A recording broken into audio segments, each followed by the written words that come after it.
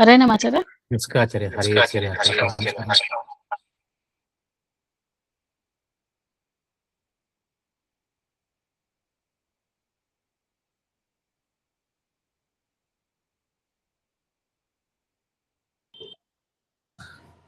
ಸುಮತಿಭಿರನುಮೇಜಂ ಶುಭ್ರಕಾಜಂ ಸಖಾಜಂ ಸುಖಮಜಮನಪಾಜಂ ಮುಕ್ತುಪಾಜಂ ವಿಮಾಜಂ ದೃಹಜಮಹಮಮೇಜಂ ಝೇಜಮಾಂನಾಜಗೇಜಂ ಸದಜಮಸದಜೇಜಂ ಶ್ರೀಸಹಾಜಂ ಭಜೇಜಂ ಅಂಜನಾಸುನು ಸಾನ್ನಿಧ್ಯಾತ್ ವಿಜಯೇನ ವಿರಾಜಿತಂ ಅಜಿತಪ್ರೀತಿಜನಕಂ ಭಜೇಹಂ ವಿಜಯಧ್ವಜಂ ತಪಸ್ವಾಧ್ಯಾಯ ಶುಶ್ರೂಷಾ ಕೃಷ್ಣ ಪೂಜಾರತಂ ಮುನಿಂ ವಿಶ್ವೇಶಮಿಷ್ಟದಂ ವಂದೇ ಪರಿವ್ರಾಟ್ ಚಕ್ರವರ್ತಿನಂ ಶ್ರೀ ಗುರುಭ್ಯೋ ನಮಃ ಹರಿ ಓಂ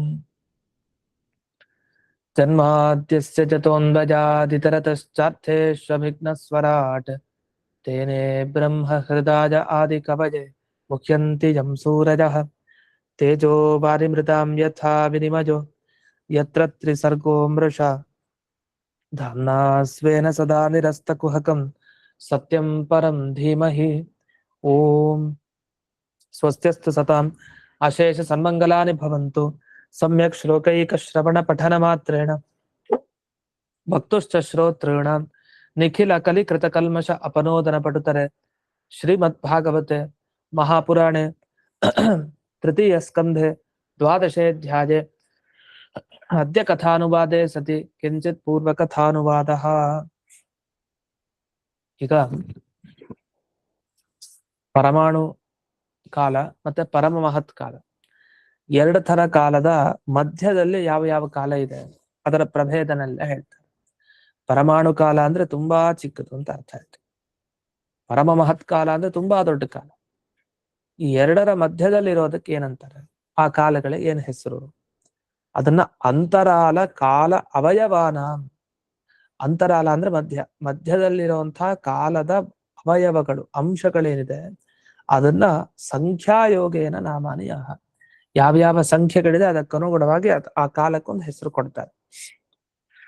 ಅದನ್ನ ಈಗ ಹೇಳ್ತಾರೆ. 5ನೆಯ ಶ್ಲೋಕ.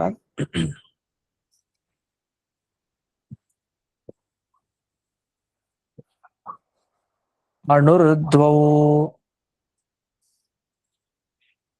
ಪರಮಾಣು ಸ್ಯಾತ್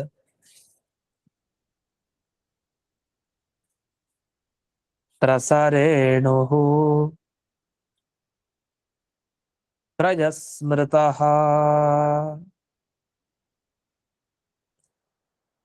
ಜಾಲಾರ್ಕ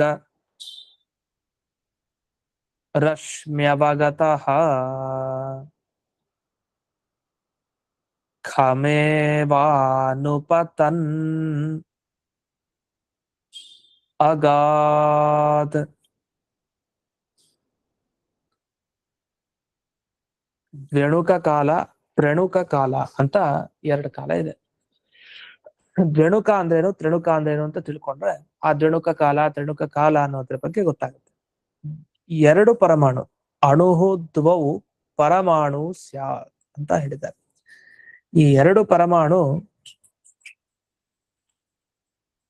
ಸೇರಿ ಏನಂತ ಅನಿಸ್ಕೊಳತ್ತೆ, ಅಣು ಅಂತ ಅನಿಸ್ಕೊಳುತ್ತೆ. ಅದೇ ದ್ವೇಣುಕ ಅಂತ ಅದನ್ನ ಕರೀತಾರೆ. ಎರಡು ಪರಮಾಣು ಸೇರಿದ್ರೆ ಈ ದ್ವೇಣುಕ ಇರುತ್ತಲ್ಲ, ಇದು 3 ಸೇರ್ಕೊಂಡ್ರೆ ಅಂದ್ರೆ 2 ಅಣು ಸೇರಿ 1, ಅದು ದ್ವೇಣುಕ ಅಂತ ಅದಕ್ಕೆ ಹೆಸರು. 2 ಅಣುಗಳು ಸೇರಿದ್ರೆ ಪರಮಾಣುಗಳು, ಅದಕ್ಕೆ ದ್ವೇಣುಕ ಅಂತ ಕರೀತಾರೆ. ಆ ದ್ವೇಣುಕ 3 ಸೇರ್ಕೊಂಡ್ರೆ ಅದಕ್ಕೆ ತ್ರಸರೇಣು ಅಂದ್ರೆ ತ್ರಣುಕ ಅಂತ ಕರೀತಾರೆ. ಅಣುಕ, 3 ಅಣುಗಳು ಇದೆ ಅಂತ. ಅದೇ 3 ಅಣು ಅಂದ್ರೆ ಪರಮಾಣು 3 ಸೇರ್ಕೊಂಡ್ರೆ ತ್ರಣುಕ ಅಲ್ಲ, ದ್ವೇಣುಕ 3 ಸೇರ್ಕೊಂಡ್ರೆ ತ್ರಣುಕ ಅಂತ ಕರೀತಾರೆ. ಅದೊಂದು ಸೂಕ್ಷ್ಮ. ಹಾಗಾದ್ರೆ ದ್ವೌ ಪರಮಾಣು ಅಣು ತ್ರಯಃ ತ್ರಸರೇಣು ಅಂದ್ರೆ 3 ತ್ರಣುಕ ಅಂತ ಕರೀತಾರೆ. ಇಲ್ಲಿ ಆಶ್ಚರ್ಯ, ದ್ವೇಣುಕ ಇದೆಯಲ್ಲ ಅದನ್ನ ನೀವು ನೋಡ್ಲಿಕ್ಕಾಗಲ್ಲ. ಯೋಗಿಗಳು ಯಾರೋ ಅವ್ರಿಗೆ ಮಾತ್ರ ಆ ದ್ವೇಣುಕ ಕಾಣಿಸುತ್ತೆ, ಆ ಸೂಕ್ಷ್ಮ. ತ್ರಣುಕ ಅಯೋಗಿ ಪ್ರತ್ಯಕ್ಷಕ್ಕೆ ಗಮ್ಯ, ಅಂದ್ರೆ ಅಯೋಗಿಗಳು ಅದನ್ನ ನೋಡಬಹುದು. ಅಯೋಗಿ ಅಂದ್ರೆ ಯೋಗಿ, ಋಷಿ ಮುನಿಗಳು ಯಾರಲ್ವೋ ಸಾಮಾನ್ಯ ಮನುಷ್ಯರು ಅವರು ನೋಡ್ಬೋದು ತ್ರಣುಕವನ್ನ. ಇದು ದ್ರವ್ಯದ ಬಗ್ಗೆ ಹೇಳಿತ್ತು. ತ್ರಣುಕ ಚಿಕ್ಕ ವಸ್ತು, ದ್ವೇಣುಕ ಚಿಕ್ಕ ವಸ್ತು. ಯಾವ ವಸ್ತು ಅದು ಕಾಲ ಅಂತ ತಗೊಂಡ್ರೆ, ದ್ವ್ಯಣುಕ ಕಾಲ, ತ್ರಿಣುಕ ಕಾಲ ಅಂದ್ರೆ 2 ಪರಮಾಣು ಕಾಲಗಳು ಸೇರಿ ದ್ವ್ಯಣುಕ ಕಾಲ ಅನ್ಸ್ಕೊಳುತ್ತೆ. 3 ದ್ವ್ಯಣುಕಗಳ ಕಾಲ ಸೇರಿದ್ರೆ ಅವಾಗ ತ್ರಿಣುಕ ಕಾಲ ಅಂತ ಕರೀತಾರೆ. ಹೀಗೆ ಆ ಕಾಲದಲ್ಲಿರುವಂತಹ ವಿಭಾಗವನ್ನ ಇಲ್ಲಿ ಹೇಳಿ ಹೊರಟ್ರು. ಯಾರ್ಯಾರಿಗೆ ಏನೇನ್ ಕಾಣುತ್ತೆ ಅಂತ ಹೇಳಿದ್ರು. ಜಾಲಾರ್ಕ ರಶ್ಮಿಯವಗತಃ, ಜಾಲಾರ್ಕ ರಶ್ಮಿಯವಗತಃ ಅಂದ್ರೆ ಅರ್ಕ ರಶ್ಮಿ ಅಂತಂದ್ರೆ ಸೂರ್ಯನ ರಶ್ಮಿ ಕಿರಣ. ಸೂರ್ಯನ ಕಿರಣ ಜಾಲದ ಮುಖಾಂತರ, ಜಾಲ ಅಂದ್ರೆ ಗವಾಕ್ಷ ಅಂತ ಇಲ್ಲಿ ವ್ಯಾಖ್ಯಾನದಲ್ಲಿ ಹೇಳಿದ್ದಾರೆ. ವಿಜಯಧ್ವಜ ತೀರ್ಥರ ವ್ಯಾಖ್ಯಾನದಲ್ಲಿ ಪದರತ್ನಾವಲಿಯಲ್ಲಿ ಗವಾಕ್ಷಂ ಅಂತ ವ್ಯಾಖ್ಯಾನ ಮಾಡಿದ್ದಾರೆ. ಗವಾಕ್ಷದ ಮುಖಾಂತರ ಸೂರ್ಯನ ಕಿರಣ ಬಂದಾಗ ತಿಳಿಯತ್ತಲ್ಲ, ಅದು ಅಯೋಗಿಗಳಿಗೂ ತಿಳಿಯೋದು. ಅದಕ್ಕೇನು ಹೆಸರು? ತ್ರಿಣುಕ ಅಂತ ಹೆಸರು. ತ್ರಿಣುಕ, ದ್ವ್ಯಣುಕ, ಪರಮಾಣು. ಹಾಗಾದ್ರೆ ಪರಮಾಣುವಿನಿಂದ ಎರಡನೇದಿದೆಯಲ್ಲ ತ್ರಿಣುಕ ಅಂತ, ಅದು ನಮ್ಮ ಕಣ್ಣು ಕಾಣಿಸುತ್ತೆ. ಕಿಟಕಿ ಮುಖಾಂತರ ಬರುತ್ತಲ್ಲ, ನಮ್ಗೆ ಅನುಭವಕ್ಕಿರತ್ತೆ. ಹಳ್ಳಿ ಮನೆಗಳಲ್ಲಿ ಎತ್ತು ತುಂಬಾ ಅನುಭವಕ್ಕಿದ್ದೇ ಇರುತ್ತೆ. ಚೆನ್ನಾಗಿ ಗೊತ್ತಾಗತ್ತೆ. ಮೇಲಿಂದ ಆ ಕಿರಣಗಳು ಹೀಗೆ ಬಿದ್ದಾಗ ಕೆಳಕ್ಕೆ ಏನೋ ಧೂಳುಗಳ ತರ ಕಾಣ್ತಾ ಇರುತ್ತೆ. ಅದೆಲ್ಲ ತ್ರಿಣುಕ ಅಂತ ಅನಿಸ್ಕೊಡುತ್ತೆ. ಅದರ 6ನೇ ಒಂದು ಭಾಗ ಪರಮಾಣು ಅಂತ ಹೇಳ್ತಾರೆ ಕೆಲವರು. ಆದ್ರೆ ಇಲ್ಲಿ ದ್ವ್ಯಣುಕ ಅಂತ ಏನು ಹೇಳಿದ್ದಾರೆ, ತ್ರಿಣುಕಕ್ಕಿಂತ ಚಿಕ್ಕದು, ಅದು ನಮಗ್ ಕಣ್ಣಕ್ ಕಾಣಿಸಲ್ಲ, ಅದು ಯೋಗಿಗಳಿಗೆ ಕಣ್ಣಕ್ ಕಾಣಿಸುತ್ತೆ ಅಂತ ಇಷ್ಟು ಬಂತು. ಇದನ್ನೇ ಖಮೇವ ಅನುಪತನ್ ಅಗಾತ್. ಖಮೇವ ಅಂದ್ರೆ ಈ ಸೂರ್ಯನ ಕಿರಣಗಳಿಂದ ಆ ಆಕಾಶದಲ್ಲಿ ಅನುಪತನ್, ನಮ್ಮ ದೃಷ್ಟಿಗೆ ಗೋಚರ ಆಗ್ತಾ ಕಾಣಿಸುತ್ತೆ ಅಂತ. ಇಲ್ಲಿ ಒಂದು ವಿಷಯವನ್ನ ತಿಳ್ಕೊಳ್ಬೇಕು ಅಂತ ಇವರು ವಿವರಿಸ್ತಾರೆ. ಏನಂದ್ರೆ ಈ ಅಗಾತ್ ಅಂತ ಬಂತಲ್ಲ, ಅನುಪತನ್ ಅಗಾತ್ ಅಂತ. ಅಗಾತ್ ಅಂದ್ರೆ ಹೊಂದೋದು ಅನ್ನೋದಕ್ಕೆ ಅಗಾತ್ ಅಂತ ಕರೀತಾರೆ. ಈಗ ಧನಂ ಅಗಾತ್, ದುಡ್ಡನ್ನ ಹೊಂದಿದ, ಸಿಕ್ತು, ದುಡ್ಡು ಸಿಕ್ತು, ಅಗಾತ್ ಅನ್ನೋದಕ್ಕ ಸಾಮಾನ್ಯವಾಗಿ ಹಾಗೆ ಹೇಳ್ತಾರೆ. ಇದು ಅಗಾತ್ ಅಂದ್ರೆ ತಿಳ್ಕೊಳ್ಳೋದು ಅಂತ ಅರ್ಥ, ಜ್ಞಾನವನ್ನ ಪಡೆದ ಅಂತ ಅರ್ಥ. ಇಲ್ಲಿ ಹೇಗೆ ಜ್ಞಾನವನ್ನ ಪಡೆದ? ದೃಷ್ಟಿ ವಿಷಯಂ ಪ್ರಾಪ್ಯ ಜ್ಞಾತ, ಅಂದ್ರೆ ನೋಡುವಂತಹ ಯೋಗ್ಯತೆಯನ್ನ ಪಡೆದು ತಿಳ್ಕೊಂಡ ಅಂತ ಅರ್ಥ. ಹಾಗೆ ತಿಳ್ಕೊಂಡ ಅಂತಲ್ಲ, ನೋಡುವ ಯೋಗ್ಯತೆ ಏನಿದೆ ಅದನ್ನ ಪಡ್ಕೊಂಡು ಅವನು ಜ್ಞಾನವನ್ನ ಪಡೆದಿದ್ದಾನೆ. ಅದೇ ತ್ರಿಣುಕ ಕಣ್ಣಕ್ಕೆ ಕಾಣಿಸುತ್ತೆ, ಅಂತ ಯೋಗ್ಯತೆ ಸಿಕ್ಕಿದೆ ಅಂತ ಇಷ್ಟು. ಇದು ಯಾಕೆ ಈ ರೀತಿ ಅರ್ಥ ಹೇಳ್ಬೇಕು ಅನ್ನೋದಕ್ಕೆ ಮುಂದೆ ಕಾರಣ ಕೊಡ್ತಾರೆ. ಅದ್ರ ಮೊದಲು ಇದೊಂದು ವಿಷಯ ಹೇಳಿದ್ದಾರೆ. ಆಯ್ತು, ಈಗ ಪರಮ ಮಹತ್ ಕಾಲ ಅಂತ ಒಂದು ಹೇಳಿದೆ, ದೊಡ್ಡ ಕಾಲ, ಚಿಕ್ಕ ಕಾಲ ಅಂತಿದೆ, ಪರಮಾಣು ಕಾಲ, ಮಧ್ಯದಲ್ಲಿ ದ್ವಿಣುಕ ಕಾಲ, ತ್ರಿಣುಕ ಕಾಲ. ಸರಿ, ಇಷ್ಟೆಲ್ಲಾ ಕಾಲದ ಬಗ್ಗೆ ನಾವ್ ಏನ್ ತಿಳ್ಕೊಂಡು ಏನ್ ಮಾಡ್ಬೇಕಾಗಿದೆ? ಈಗ ಏನ್ ತಿಳ್ಕೊಂಡು ಏನ್ ಮಾಡ್ಬೇಕಾಗಿದೆ ಅಂತ ಪ್ರಶ್ನೆ ಮಾಡಿದ್ರೆ ಅದಕ್ಕೆ ಉತ್ತರ ಹೇಳ್ತಾರೆ, ಹಾಗಲ್ಲ. ಅತ್ರ ಸರ್ವತ್ರ ತತ್ತತ್ ಕಾಲ ಅವಯವ ಅಂತರ್ಯಾಮಿತ್ವೇನ. ಮೊದಲು ಏನೇನ್ ಕಾಲ ಇದೆ ವಸ್ತು, ಅಲ್ಲೆಲ್ಲ ದೇವರು ಒಳಗಡೆ ಇದ್ದಾನೆ ಅಂತ ತಿಳಿಬೇಕಂತೆ. ತತ್ತತ್ ಕಾಲಗಳ ಅಂತರ್ಯಾಮಿಯಾಗಿದ್ದಾನೆ, ಕಾಲ ಅವಯವದಲ್ಲಿದ್ದಾನೆ. ಕಾಲ ಅವಯವ ಅಂದ್ರೆ ತ್ರಸರೇಣು, ಜಣುಕ, ಪರಮಾಣು ಅಂತ ಏನ್ ಕರಿತಾ ಇದೀವಿ, ಇಲ್ಲೆಲ್ಲ ದೇವರಿದ್ದಾನೆ. ಹಾಗೆ ಆಯಾಯ ಶಬ್ದದಿಂದಲೇ ಅಲ್ಲಿದ್ದಾನೆ. ಅಂದ್ರೆ ತ್ರಸರೇಣುವಿನಲ್ಲಿ ತ್ರಸರೇಣು ಅನ್ನೋ ಶಬ್ದದಿಂದ ಇದ್ದಾನೆ. ಇನ್ನು ಈ ಜಣುಕದಲ್ಲಿ ಜಣುಕ ಅನ್ನೋ ರೂಪದಿಂದ ಇದ್ದಾನೆ. ಹೀಗೆ ಆಯಾಯ ರೂಪದಿಂದ, ಆಯಾಯ ಶಬ್ದದಿಂದ ಅಲ್ಲಿ ಸೇರ್ಕೊಂಡಿದ್ದಾನೆ. ಮತ್ತೆ ಅಷ್ಟೇ ಅಲ್ಲ, ಅಲ್ಲಿರೋ ದ್ರವ್ಯವನ್ನು ಅವನೇ ಪ್ರೇರಣೆ ಮಾಡ್ತಾನೆ. ಈಗ ಪರಮಾಣುಗಳೆಲ್ಲ ಸೇರ್ಬೇಕು, ದಿಣುಕ ಸೇರ್ಬೇಕು, ತ್ರಿಣುಕ ಸೇರ್ಬೇಕು ಅಂದ್ರೆ ದೇವರೇ ಪ್ರೇರಣೆ ಮಾಡ್ಬೇಕಲ್ಲಿದ್ದು. ಹಾಗಾದ್ರೆ ದೇವರು ಎಲ್ಲಾ ಕಡೆ ಅಂತಹ ವಸ್ತುಗಳಲ್ಲಿದ್ದು ಸಚ್ಚಿದಾನಂದ ಲಕ್ಷಣ ಅನಂತ ಸಂಗಮ ಸ್ವರೂಪಮನ ಭವತಿ. ತನ್ನ ಸದಾನಂದ, ಸತ್, ಆನಂದ ಮತ್ತೆ ಚಿತ್, ಈ ರೂಪ ಏನಿದೆ, ಅನಂತ ಅಂತ ಹೆಸರಿನ ಭಗವಂತನ ರೂಪ ಅಲ್ಲೆಲ್ಲ ಇದೆಯಂತೆ. ಸ್ವರೂಪ ಅನುಭವ, ಅಲ್ಲೆಲ್ಲ ತನ್ನ ಸ್ವರೂಪವನ್ನ ಅನುಭವಿಸ್ತಾ ಇದ್ದಾನೆ. ಸದಾನಂದ ರೂಪ, ಮತ್ತೆ ಸತ್ ರೂಪ, ಚಿದ್ ರೂಪ, ಆನಂದ ರೂಪ. ಸತ್ ಅಂದ್ರೆ ದೋಷ ಇಲ್ಲದೆ ಇರೋದು, ಚಿತ್ ಅಂದ್ರೆ ಜ್ಞಾನ, ಆನಂದ ಗೊತ್ತಿದೆ, ಅನಂತ ಅಂದ್ರೆ 3 ರೀತಿ ನಾಶ ಇಲ್ಲದೆ ಇರೋದು. ಅತಯೇವ ಸರ್ವತ್ರ ಸರ್ವಭೋಗೇತ್ಯುಕ್ತಂ. ಆದ್ರಿಂದಲೇ ಸರ್ವತ್ರ ಸರ್ವಭೋಕ್ತಾಸೌ ಅಂತ ಹೇಳಿ ಎಲ್ಲಾ ಕಡೆ ದೇವರಿರ್ತಾನೆ, ಎಲ್ಲಾದ್ರಲ್ಲಿದ್ದು ಅನುಭವಿಸ್ತಾನೆ. ಏನ್ ಅನುಭವಿಸ್ತಾನೆ? ತನ್ನ ಸ್ವರೂಪದಲ್ಲಿರೋ ಅದನ್ನೇ ಅನುಭವಿಸ್ತಾನೆ, ಬೇರೆ ಅದನ್ನಲ್ಲ ಅಂತ ವರ್ಣಿಸಿದ್ದಾರೆ ಅಂತ. ಇಷ್ಟು ಈ ಭಾಗವತ ಪದ್ಯದ ಒಂದು ವಿವರಣೆ ಆಯ್ತು. ಬೇರೆ ವ್ಯಾಖ್ಯಾನಕಾರರು ಏನ್ ಮಾಡ್ತಾರೆ ಇಲ್ಲಿ, ಈ ಶ್ಲೋಕದಲ್ಲಿ ಕೊನೆಗೆ ಒಂದು ಬಂತಲ್ಲ ಶಬ್ದ, ಖಮೇವಾನುಪತನ್ನಗಾತ್ ಅಂತ ಬಂತಲ್ಲ, ಇಲ್ಲಿ ಬದಲಾವಣೆ ಮಾಡ್ಕೊಂಡಿದ್ದಾರೆ. ಏನ್ ಹೇಳ್ತಾರೆ ಅವರು, ಭಾಗವತದ ಈ ಪದ ಸ್ವಲ್ಪ ಚೇಂಜ್ ಇರ್ಬೇಕು. ಏನಂತ, ಖಮೇವ ಅನುಪತನ್ ಅಗಾಮ್ ಅಂತ ಇರ್ಬೇಕು. ಅಗಾತಲ ಅಗಾಮ್ ಅಂತ ಇರ್ಬೇಕು. ಯಾಕೆ ಹೀಗ್ ಮಾಡ್ಕೊಂಡ್ರು ಅಂದ್ರೆ, ಅವ್ರು ಹೇಗೆ ಅರ್ಥ ಹೇಳ್ತಾರೆ ನೋಡಿ, ನಮ್ಗೆ ಅನ್ಸತ್ತೆ ಚೆನ್ನಾಗಿದೆಯಲ್ವಾ ಈ ಅರ್ಥ ಅಂತ, ಆದ್ರೆ ಸರಿ ಇಲ್ಲ. ಮೇಲ್ನೋಟಕ್ಕೆ ನೋಡಿದಾಗ ಚೆನ್ನಾಗಿದೆ ಅನ್ಸುತ್ತೆ. ನಗಾಮ್ ಅಂತ ಹೇಳಿದ್ರಲ್ಲ, ಖಮೇವ ಅನುಪತನ್ ನ ಗಾಮ್ ಅಂತ ಬಿಡಿಸ್ಕೊಳ್ಬೇಕು. ಗಾಮ್ ಅನ್ನೋ ಶಬ್ದಕ್ಕೆ ಗೋ ಅನ್ನೋದಕ್ಕೆ ಭೂಮಿ ಅಂತ ಅರ್ಥ. ಅಂದ್ರೆ ತೆಸರೇಣು ಇರತ್ತಲ್ಲ ತ್ರಿಣುಕ, ಆ ಸೂರ್ಯನ ಕಿರಣಗಳಿಂದಾಗಿ ಕಾಣತ್ತಲ್ಲ ಆ ಗವಾಕ್ಷದಲ್ಲಿ, ಆ ತ್ರೆಸರೇಣು ಆಕಾಶದಲ್ಲಿ ಇದೆಯಾ ಭೂಮಿ ಮೇಲೆ ಇದೆಯಾ? ಅದು ಆಕಾಶದಲ್ಲಿ ಹೋಗ್ತಾ ಇರುತ್ತೆ, ಭೂಮಿ ಮೇಲೆ ಬರಲ್ಲ. ಆದ್ರಿಂದ ಆಕಾಶದಲ್ಲೇ ಸಂಚರಿಸ್ತಾ ಇರುತ್ತೆ, ಆವಾಗ್ಲೇ ಕಾಣೋದು ನಮ್ಗೆ, ಭೂಮಿ ಮೇಲೆ ಕಾಣಲ್ಲ ಅಂತ ಹೀಗೊಂದು ಅರ್ಥವನ್ನ ಗ್ರಹಣ ಮಾಡ್ತಾರೆ. ಆದರೆ ಇದು ಸರಿ ಇಲ್ಲ. ಅಮೇವ ಅನುಪತನ್ನಗಾತ್ ಈ ಪಾಠನೇ ಸರಿ. ಕೆಲವರು ಬುದ್ಧಿವಂತರು ಹೀಗೂ ವ್ಯಾಖ್ಯಾನ ಮಾಡೋರು ಇದ್ದಾರೆ. ಖಮೇವ ಅನುಪತನ್ ನಗಾತ್ ಅಂತ ಮಾಡಿದ್ದಾರೆ. ನಗಾತ್ ಅಂದ್ರೆ, ನಗ ಅಂದ್ರೆ ಪರ್ವತ ಅಂತ ಅರ್ಥ. ಪರ್ವತದ ಮೇಲೆ ಆಕಾಶದ ಮಾರ್ಗದಲ್ಲಿ ಈ ತ್ರಿಣುಕಗಳು ಹಾರಾಡ್ತಾ ಹೋಗ್ತಾರೆ ಅಂತ ಅರ್ಥ. ಅಲ್ಲ, ಈ ರೀತಿ ಹೇಳ್ಬಿಟ್ರೆ ಬೆಟ್ಟದಿಂದ ಆಕಾಶಕ್ಕೆ ಈ ತ್ರಿಣುಕ ಹಾರತ್ತಲ್ಲ, ಅದನ್ನ ನಾವ್ ಹೇಗ್ ನೋಡ್ಲಿಕ್ಕೆ ಸಾಧ್ಯ? ಯಾಕೆಂದ್ರೆ ಇಲ್ಲೇನು ಹೇಳಿದ್ದು, ನಮ್ ಮನೆ ಗವಾಕ್ಷ ಇರುತ್ತಲ್ಲ, ಅದರ ಮುಖಾಂತರ ಬಿಸಿಲಿನ ಕಿರಣಗಳೇನ್ ಬರುತ್ತೆ, ಇದು ಸೂರ್ಯನ ಕಿರಣಗಳು, ಆ ಕಿರಣದಲ್ಲಿ ಇರುವಂತಹ ಒಂದು ತ್ರಿಣುಕವನ್ನ ನಾವು ನೋಡ್ಬಹುದು ಅಂತ ಹೇಳ್ತಾ ಇರೋದು. ಬೆಟ್ಟದಿಂದ ಹಾರುವಂತಹ ತ್ರಿಣುಕ ನಾವೆಲ್ಲಿ ನೋಡ್ಲಿಕ್ಕಾಗುತ್ತೆ? ಅದಕ್ಕೇನ್ ಸಂಬಂಧ? ಆ ತ್ರಿಣುಕ ಇಲ್ಲಿ ಬರತ್ತಾ ಕಿಟಕಿ ಮುಖಾಂತರ? ಇಲ್ಲ. ಹಾಗಾಗಿ ಇಲ್ಲಿ ಪದಚ್ಛೇದವನ್ನು ಹೇಗ್ ಮಾಡ್ಬೇಕು? ಖಮೇವಾನುಪತನ್ನಗಾತ್, ನಾವ್ ಹೇಳಿದ ತರನೇ ಮಾಡ್ಬೇಕು. ಅಗಾತ್ ಅಂತ ಮಾಡ್ಬೇಕು. ನ ಗಾಮ್ ಅಂತಾನೂ ಅಲ್ಲ, ನಗಾತ್ ಅಂತಾನೂ ಅಲ್ಲ. ನಗ ಅನ್ನೋ ಶಬ್ದಕ್ಕೆ ಓಡಾಡದೇ ಇರೋ ಪರ್ವತಕ್ಕೆ ನಗ ಅಂತ ಕರೀತಾರೆ. ನ ಗಚ್ಚತಿ, ಗಚ್ಚತಿ ಅಂದ್ರೆ ಗಹ, ಓಡಾಡ್ತಾ ಇರೋದು. ಗಚ್ಚತಿ ಇತಿ ಗೌಹು ಅಂತ ಹೇಳ್ತೀವಿ, ಹಸು ಓಡಾಡ್ತಾ ಇರುತ್ತೆ, ಗೌಹು ಅಂತ ಕರೀತಾರೆ. ನ ಗ ಅಂದ್ರೆ ಓಡಾಡಲ್ಲ, ಒಂದ್ ಕಡೆ ಇರುತ್ತೆ, ಅದೇ ಪರ್ವತ, ಬೆಟ್ಟ. ನಗ, ಆ ನಗದಿಂದ ಖಮೇವ, ಖಮ್ ಅಂದ್ರೆ ಆಕಾಶ, ಆಕಾಶವನ್ನ ಅನುಸರಿಸಿಕೊಂಡು ಹೋಗ್ತಾ ಇದೆ ಅನ್ನೋದು ಸರಿಯಾದ ವ್ಯಾಖ್ಯಾನವಲ್ಲ. ಇಷ್ಟ ಆಯ್ತು.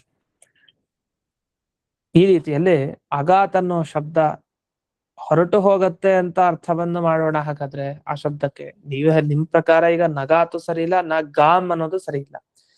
ಭೂಮಿ ಮೇಲೆ ಇಲ್ಲ, ಮತ್ತೆ ಪರ್ವತದ ಮೇಲೆ ಹೋಗ್ತಾ ಇದೆ, ಈ ಎರಡೂ ಅರ್ಥ ಸರಿ ಇಲ್ಲ. ಈ ಅರ್ಥದಲ್ಲಿ ಆ ಶಬ್ದವನ್ನ ಬಿಡಿಸೋ ಹಾಗಿಲ್ಲ. ಹಾಗಾದ್ರೆ ಅಗಾತ್ ಅಂದ್ರೆ ಹೋಗ್ತಾನೆ, ಹೋಗುತ್ತೆ ಅಂತ ಯಾಕೆ ಹೇಳ್ಬಾರ್ದು? ಈಗ ತ್ರಿಣುಕಗಳು ಹೋಗತ್ತೆ, ಅದು ಒಂದೇ ಕಡೆ ನಿಲ್ಲಲ್ಲ ಅಂತ ಹೇಳ್ಬೋದಲ್ಲ. ಆದ್ರೆ ಆಗ ಈ ಶಬ್ದ ವ್ಯರ್ಥ, ಅಗಾತ್ ಅನ್ನೋದು. ಯಾಕೆಂದ್ರೆ ಯಾವುದಕ್ಕೆ ಈ ಹೋಗತ್ತೆ ಅನ್ನೋ ಅರ್ಥ ಇರುತ್ತಲ್ಲ, ಗಮನ ಅನ್ನೋ ಅರ್ಥ, ಆ ಶಬ್ದಗಳಿಗೆ ಜ್ಞಾನ ಅನ್ನೋ ಅರ್ಥವನ್ನ ಒಪ್ಪಿದ್ದಾರೆ. ಅದನ್ನ ಒಪ್ಪಿದ್ರೆ ಚೆನ್ನಾಗಿರುತ್ತೆ. ಅಂದ್ರೆ ಈಗ ಈ ತ್ರೆಸರೇಣು ಎಲ್ಲ ಕಣ್ಣಕ್ ಕಾಣತ್ತೆ, ಕಣ್ಣಕ್ ಕಂಡು ತಿಳಿತಾ ಇದೀವಿ ನಾವು ಅಂದ್ರೆ ಉಪಯೋಗಕ್ಕೆ ಬರುತ್ತೆ. ಅಂದ್ರೆ ಪರಮಹತ್ ಕಾಲ ಮತ್ತೆ ಪರಮಾಣು ಕಾಲದ ಮಧ್ಯೆ ಇಂಥ ಕಾಲಗಳು ಇವೆ, ಇದಕ್ಕೆ ಪ್ರಮಾಣ ಇದೆ, ನಮ್ಮ ಕಣ್ಣೇ ಪ್ರಮಾಣ ಅಂತೆಲ್ಲ ಹೇಳಿದಾಗ ಇದು ಸರಿ ಹೋಗತ್ತೆ. ಅದು ಬಿಟ್ಟು ಹೊರಟು ಹೋಗತ್ತೆ ಅಂದ್ರೆ ಹೊರಟು ಹೋಗೋದ್ರಿಂದ ನಮಗೇನಾಗ್ಬೇಕು ಈಗ ಲಾಭ? ತ್ರೆಸರೇಣು ಏನು ಜಡ ಪದಾರ್ಥಗಳು ಹೋಗ್ತಾ ಇರತ್ತೆ, ಧೂಳು ಹೋಗ್ತಾ ಇರತ್ತೆ ಆಚೆ ಈಚೆ, ಅದನ್ನ ತಗೊಂಡು ನಾವೇನ್ ಮಾಡ್ಬೇಕು? ಅಂದ್ರೆ ನಮಗ್ ತ್ರೆಸರೇಣು ಕಣ್ಣಕ್ ಕಾಣತ್ತೆ ಅನ್ನೋದು ಬೇಕು. ಅದಕ್ಕೋಸ್ಕರನೇ ಆಚಾರ್ಯರಲ್ಲಿ ಅಗಾತ್ ಅನ್ನೋದಕ್ಕೆ ದೃಷ್ಟಿ ವಿಷಯಂ ಪ್ರಾಪ್ಯ ಜ್ಞಾತಃ, ಕಣ್ಣಿಗೆ ಗೋಚರವಾಗಿ ತಿಳಿಯಲ್ಪಡತ್ತೆ ಅಂತ ಅದಕ್ಕೋಸ್ಕರ ಹೇಳಿದ್ದು. ಹಾಗಾಗಿಯೇ ಭಾಗವತದಲ್ಲೂ ಜಾಲಾರ್ಕರಶ್ಮ್ಯವಗತಃ ಅಂತ ಹೇಳಿದ್ದಾರೆ. ಅವಗತಃ ಅನ್ನೋ ಶಬ್ದವನ್ನು ಬಳಸಿದ್ದೆ ಆ ಕಾರಣದಿಂದ. ಅವಗತಃ ಅಂದ್ರೆ ಚೆನ್ನಾಗಿ ತಿಳಿಯತ್ತೆ ಆ ವಿಷಯ ಅಂತ ಅರ್ಥ. ಈ ರೀತಿಯಲ್ಲಿ 5ನೆಯ ಶ್ಲೋಕದ ವ್ಯಾಖ್ಯಾನ. ಇದಾದ್ಮೇಲೆ ಇನ್ನೊಂದು ಮಾತನ್ನ ಇಲ್ಲಿ ವ್ಯಾಖ್ಯಾನದಲ್ಲಿ ಹೇಳ್ತಾರೆ. ಏನಂತ? ಯಹ ಅತಿಲಘುತ್ವೇನ ಖಮೇವಾನುಪತನ್ನಗಾತ್.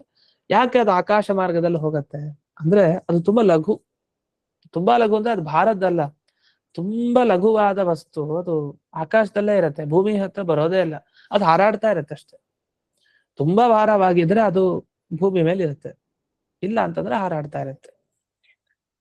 ಆದ್ರಿಂದ ಒಟ್ಟಾಗಿ ಈ ಶ್ಲೋಕದಲ್ಲಿ ಆ ಶಬ್ದ ಅದನ್ನ ಹೇಗ್ ಬಿಡಿಸ್ಕೊಳ್ಬೇಕು, ಅದಕ್ಕೇನ್ ಅರ್ಥ ಅನ್ನೋದನ್ನ ಇದುವರೆಗೆ ತಿಳಿಸಿ ಆಯ್ತು. ಇದಾದ್ಮೇಲೆ ಇನ್ನೂ ಕಾಲಸ್ವರೂಪದ ಬಗ್ಗೆ ಹೇಳ್ತಾರೆ. ಈ ಎಲ್ಲಾ ಶಬ್ದಗಳನ್ನ ನಾವು ನೆನ್ಪಿಟ್ಕೊಬೇಕು. ಇದು ಪ್ರಾಚೀನ ಪದ್ಧತಿ. ಈಗ ನಾವು ಸೆಕೆಂಡು ಎಲ್ಲ ಹೇಳ್ತಾ ಹೋಗ್ತೀವಲ್ಲ, 1 ಸೆಕೆಂಡ್ 2 ಸೆಕೆಂಡ್ 3 ಸೆಕೆಂಡು 1 ಅವರ್ ಅಂತೆಲ್ಲ ಇದೆಲ್ಲ ಶಬ್ದವನ್ನು ಬಳಸ್ತೀವಲ್ಲ, ಇದೆಲ್ಲ ಅರ್ವಾಚೀನ ಕ್ರಮ. ವಸ್ತುತಃ ಪ್ರಾಚೀನ ಕ್ರಮದಲ್ಲಿ ಇನ್ನೂ ಕಾಲದ ಸೂಕ್ಷ್ಮ ಪ್ರಭೇದಗಳಿವೆ. ನಾವ್ ಎಷ್ಟು ಆ ಒಂದು ಕಾಲದಲ್ಲಿ ಒಳಗ್ ಹೋಗ್ಬೋದೋ ಆ ಊಹೆಗೂ ನಿಲುಕದ ರೀತಿಯಲ್ಲಿ ಶಾಸ್ತ್ರಕಾರರು ಹೋಗ್ತಾರೆ. ಅಷ್ಟು ವಿಭಾಗ ಇದೆ. ಪರಾರ್ಧ ಕಾಲ ಅಂತ ಕೊನೆ ಕಾಲ ಹೇಳೋದಿದೆ, ಬ್ರಹ್ಮದೇವರ ಆಯುಷ್ಯ. ಆತರ ಅಷ್ಟೇ ಚಿಕ್ಕದು ಇದೆ, ಅದು ಅಷ್ಟೇ ದೊಡ್ಡದು ಇದೆ. ಹಾಗಾದ್ರೆ ಚಿಕ್ಕದು ಇನ್ನೂ ಏನೇನಿದೆ ಅಂದಾಗ ಈ ಪರಮಹತ್ ಕಾಲ ಪರಮಾಣು, ಇದರ ಮಧ್ಯದಲ್ಲಿ ಇನ್ನೂ ಏನಿದೆ ಅಂದಾಗ ಈ 6ನೇ ಶ್ಲೋಕ ವರ್ಣಿಸ್ತಾ ಇದೆ. ತ್ರಸರೇಣುತ್ರಿಕಂ ಭುಂಕ್ತೆ ಯಃ ಕಾಲಸ್ಸ ತ್ರುಟಿ ಸ್ಮೃತ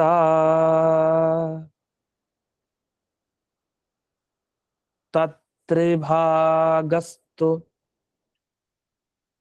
ವೇದ ಸ್ಯಾತ್ ತೈಸ್ತ್ರಿಭಿಸ್ತು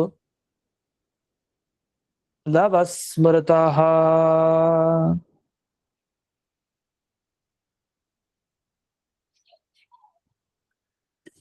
ಇನ್ನು ರಸರೇಣು ತ್ರಿಕಂ ಅಂದ್ರೆ 3 ತ್ರಣುಕ ಸೇರ್ಕೊಂಡ್ರೆ, ತ್ರಣುಕ ಅಂತಂದ್ರೆ ಎರಡೆರಡು ಇದು 2 ದ್ರಣುಕ ಇದೆಯಲ್ಲ, 2 ಸೇರ್ಕೊಂಡ್ರೆ ಒಂದು ದ್ರಣುಕ. ಆ ದ್ರಣುಕ 3 ಆದ್ರೆ ಒಂದು ತ್ರಣುಕ ಆಗುತ್ತೆ. ಆ ಒಂದು ತ್ರಣುಕ ಏನಿದೆ ಅದು 3 ಆಯ್ತು ಅಂತ ಆದ್ರೆ ಅವಾಗ ಅದಕ್ಕೆ ತ್ರುಟಿ ಅಂತ ಕರೀತಾರೆ. ತುಟಿ ಅಲ್ಲ, ತ್ರುಟಿ ಅಂತ ಕರೀತಾರೆ. ಹೀಗೆ ದ್ರಣುಕ, ತ್ರಣುಕ, ತ್ರುಟಿ, ಆಮೇಲೆ ಆ ತ್ರುಟಿ 3 ಆಯ್ತು ಅಂದ್ರೆ ಅದಕ್ಕೆ ವೇದ ಅಂತ ಕರೀತಾರೆ. ಆ ವೇದ 3 ಆಯ್ತು ಅಂದ್ರೆ ಆಗ ಲವ ಅಂತ ಕರೀತಾರೆ. ಹೀಗೆ ದ್ರಣುಕ ಕಾಲ, ತ್ರಣುಕ ಕಾಲ, ತ್ರುಟಿ ಕಾಲ, ವೇದ ಕಾಲ, ಲವ ಕಾಲ. ಮುಹೂರ್ತ ಅನ್ನೋ ಶಬ್ದ ಬರ್ಲೇ ಇಲ್ಲ ಇನ್ನು, ಅದ್ ಬರುತ್ತೆ.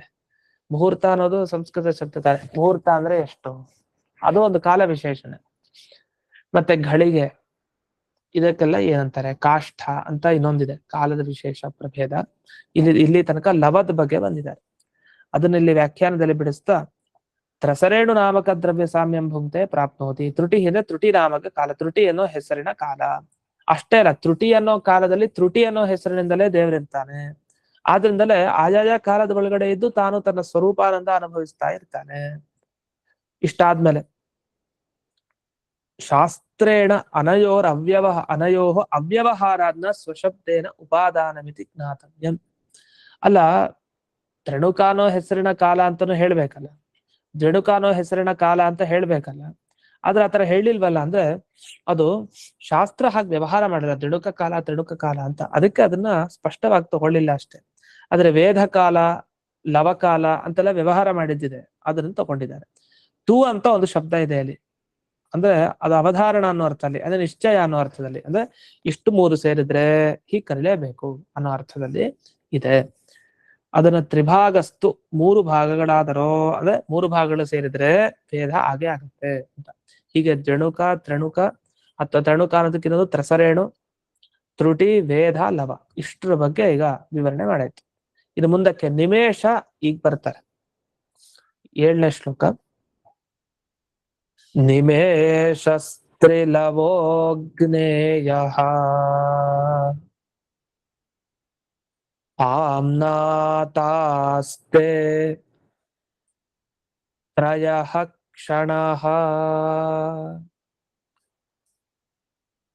ಕ್ಷಣಾನ್ ಪಂಚ ವಿದುಃ ಕಾಷ್ಠಾಂ ಲಘುತಾ ದಶ ಪಂಚ ಚ. ಇನ್ನು ನಿಮೇಷದ ಬಗ್ಗೆ ಬರ್ತಾರೆ. 3 ಲವ, ತ್ರಿಲವ, 3 ಲವ ಸೇರಿದ್ರೆ 1 ನಿಮೇಷ ಅಂತ ಕರೀತಾರೆ ಅದಕ್ಕೆ. ಇದು 3 ನಿಮೇಷ ಸೇರಿದ್ರೆ 1 ಕ್ಷಣ ಅಂತ ಕರೀತಾರೆ. 1 ಕ್ಷಣ ಅಂದ್ರೆ 3 ನಿಮೇಷ ಸೇರೋದು. 3 ನಿಮೇಷ ಸೇರಿಕೊಂಡ್ರೆ 3 ನಿಮೇಷ ಕಾಲಕ್ಕೆ 1 ಕ್ಷಣ ಕಾಲ ಅಂತ ಕರೀತಾರೆ. ಇನ್ನು 5 ಕ್ಷಣ ಸೇರಿದ್ರೆ ಕಾಷ್ಠ ಅಂತ ಕರೀತಾರೆ. ಅದು 15 ಆದ್ರೆ ದಶ ಪಂಚ ಆದ್ರೆ ಲಘು ಅಂತ ಕರೀತಾರೆ. ಹೀಗೆ ದಶ ಪಂಚಚ ಲಘು, ಅದನ್ನೇ ಲಘುತಾ ದಶ ಪಂಚಚ ಅಂತ. ಲಘುತಾಹ ಅದು ಆ ದಾಹ ಅಂತಂದ್ರೆ ಕಾಷ್ಠಾಹ ಅಂತ ಅರ್ಥ. ಆ ಕಾಷ್ಠಗಳು ದಶ ಪಂಚಚ 15 ಆದ್ರೆ ಆ 15ಕ್ಕೆ ಲಘು ಅಂತ ಕರೀತಾರೆ ಅಂತ. ಇಷ್ಟು ಇಲ್ಲಿ ಬಂದ ವಿವರಣೆ. ನಿಮೇಷ ಅಂದ್ರೆ ಏನರ್ಥ ಅಂತ ಒಂದು ವಿಭಾಗ ಮಾಡ್ತಾರೆ ಪದರತ್ನಾವಲಿಯಲ್ಲಿ. ವಿಜಯಧ್ವಜ ತೀರ್ಥರು ಅಂದ್ರೆ ಬೆರಳಿನಿಂದ ಒಂದು ಹಿಂಗ ಅಂತೀವಲ್ಲ ಚಿಟಿಕೆ ಹೊಡೆಯೋದು, ಈ ಚಿಟಿಕೆ ಅಂಗುಲಿ ಸ್ಫೋಟ ಮಾಡಿದ್ರೆ ನಿಮೇಶ ಅಂತ ಅದನ್ನ ಕರೀತಾರೆ. ಬೆರಳಿನಿಂದ ಒಂದು ಮಾಡುವಂತ ಒಂದು ಚಿಟಿಕಿ ಅದನ್ನ ನಿಮೇಶ ಅಂತ ಕರೀತಾರೆ. ಅದು 3 ಆಗ್ಬೇಕು. ಹೀಗೆ 1 2 3 ಈ 3 ನಿಮೇಶಗಳಾದ್ರೆ ಒಂದು ಕ್ಷಣ ಅಂತ ಕರೀತಾರೆ. ಇದನ್ನ ಇಲ್ಲಿ ಹೇಳಿದ್ದಾರೆ. ನಿಮೇಶಾಹ ಅಂಗುಲಿ ಸ್ಫೋಟೇನ ಜ್ಞೇಯಾಹ ತಾಹ ಕಾಷ್ಠಾಹ ಪಂಚದಶ ಲಘು ಅಂತ ಬಿಡಿಸಿದ್ದಾರೆ. ಇನ್ನು ಘಳಿಗೆ, ಮುಹೂರ್ತ, ಪ್ರಹರ, ಯಾಮ ಇದೆಲ್ಲ ಏನಿದು ಅದನ್ನ ಬಿಡಿಸ್ತಾರೆ. 8ನೇ ಶ್ಲೋಕ. ಲಘೂನಿ ವೈ ಸಮಾಮ್ನಾತಾಃ ದಶ ಪಂಚ ನಾಡಿಕಾ ತೇ ದ್ವೇ ಮುಹೂರ್ತಂ ಪ್ರಹರಃ ಷಡ್ಯಾಮಃ ಸಪ್ತವಾಂದ್ರಣಾಂ ಲಘೂನಿ ವೈ ಸಮಾಮ್ನಾತಾಃ ದಶ ಪಂಚಚ ನಾಡಿಕ. ಲಘುಗಳು 15 ಸೇರಿದ್ರೆ ಅದನ್ನ ನಾಡಿಕ ಅಂತ ಕರೀತಾರೆ. ಆ ನಾಡಿಕ 2 ಆದ್ರೆ 1 ಮುಹೂರ್ತ ಆಗತ್ತೆ. 6 ಮುಹೂರ್ತಕ್ಕೆ ಪ್ರಹರ ಅಂತ ಕರೀತಾರೆ. ಅಥವಾ 7 ಮುಹೂರ್ತ ಆದ್ರೆ ಅಲ್ಲಿ ಯಾಮ ಅಂತ ಅಂತಾರೆ. ಇದೆಲ್ಲ ಮನುಷ್ಯರ ಮಾನದಿಂದ ದೃಢಾಮ್ ಅಂತ ಕೊನೆಗೆ ಹೇಳಿದ್ದಾರೆ. ಹೀಗೆ 15 ಲಘು ಆದ್ರೆ 1 ನಾಡಿಕ, 2 ನಾಡಿಕ ಆದ್ರೆ 1 ಮುಹೂರ್ತ, 6 ಮುಹೂರ್ತ ಆದ್ರೆ ಪ್ರಹರ, 7 ಮುಹೂರ್ತ ಆದ್ರೆ ಯಾಮ. ಇದು ಮನುಷ್ಯರ ಮಾನದ ಪ್ರಕಾರ. ಅದರಲ್ಲೂ 15 ಲಘು ಸೇರಿದ್ರೆ 1 ಘಳಿಗೆ ಅಂತ ಹೇಳೋದು. ಅದನ್ನ ಇನ್ನೊಂದು ಶಬ್ದದಿಂದ ನಾಡಿಕ ಅಂತ ಕರೀತಾರೆ ಅಷ್ಟೇ. ನಾಡಿಕ ಅಂದ್ರೆ ಘಳಿಗೆ ಅಂತ ಅರ್ಥ. 15 ಲಘು ಸೇರಿದ್ರೆ ಘಳಿಗೆ, 2 ಘಳಿಗೆ ಮುಹೂರ್ತ, 6 ಘಳಿಗೆ 1 ಪ್ರಹರ. ಅಂದ್ರೆ ಈ ಒಂದು ಹಗಲ್ ತಗೊಂಡ್ರೆ ಹಗಲಿನಲ್ಲಿ 1/5ನೇ ಒಂದು ಭಾಗ, ಇನ್ನು 7 ಅಥವಾ 8 ಘಳಿಗೆ ತಗೊಂಡ್ರೆ ಅದನ್ನ ಯಾಮ. ಇದು 4ನೇ ಒಂದು ಭಾಗ ಹಗಲ್ದು ಅಂತ ಹೀಗೆ ವಿಭಾಗವನ್ನ ಮಾಡಿದ್ದಾರೆ. ಇನ್ನು ಇದರ ವಿವರಣೆಯನ್ನ ಮಾಡ್ತಾರೆ. ಆ ವಿವರಣೆಯನ್ನ ಮಾಡಿದಾಗ ನಮಗೆ ಸ್ಪಷ್ಟ ಆಗತ್ತೆ ಇನ್ನೊಂದು ಸ್ವಲ್ಪ. ಅದಷ್ಟೇ ಏನು ಅಂತನೂ ಕನ್ಫ್ಯೂಷನ್ ಆಗುತ್ತೆ, ಆ ಥರನೂ ಇದೆ. ಅದೇನು ಅನ್ನೋದನ್ನ ಮುಂದೆ ನಾಳೆ ದಿವಸ ನೋಡೋಣ ಅಂತ ಹೇಳ್ತಾ ಇಂದಿನ ಪಾಠವನ್ನ ಸ್ಮರಣ ಗುರುವಂತರ್ಗತ ವ್ಯಾಸತೀರ್ಥ ಗುರುವಂತರ್ಗತ ಭಾರತೀಯ ರಮಣ ಮುಖ್ಯ ಪ್ರಾಣ ಅಂತರ್ಗತ ಶ್ರೀಮನ್ಮೂಲ ಗೋಪಾಲಕೃಷ್ಣನಿಗೆ ಮಾಡ್ತೇವೆ. ಕೃಷ್ಣಾರ್ಪಣ.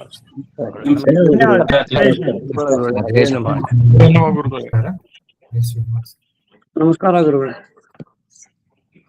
ನಮಸ್ಕಾರ ಆಚಾರ್ಯ.